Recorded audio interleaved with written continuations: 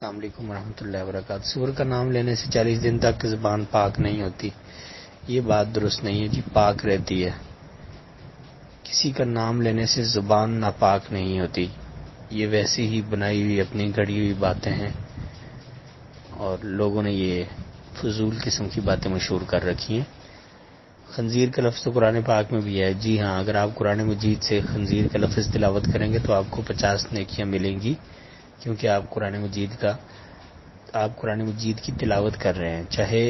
اللہ کے کسی دشمن فرعون، حامان، قارون یا ابو لہب یا کسی کا نام ہو،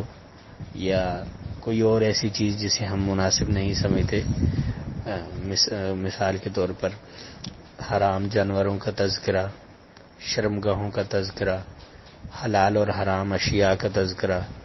ناپسندیدہ اوقات اور اشیاء کا تذکرہ، تو قرآن مجید سے آپ کچھ بھی پڑھیں گے آپ کو انشاءاللہ ثواب ہی ہوگا۔ اس کے معنی اور مفہوم کو دیکھ کر آپ کو ثواب نہیں دیا جاتا، بلکہ صرف تلاوت کرنے کی وجہ سے، صرف پڑھنے کی وجہ سے آپ کو ثواب اور اجر عطا کیا جاتا ہے۔ تو اس لیے یہ لفظ قرآن مجید میں بھی موجود ہے، اگر آپ قرآن مجید سے تلاوت کریں گے تو ہر حرف کے بدلے میں آپ کو 10 نیکیاں ملیں گی، اور یہ بات بالکل درست نہیں ہے کہ کوئی بھی لفظ کہنے سے زبان ناپاک ہو جاتی ہے، فلاں فلاں وغیرہ کچھ بھی۔ السلام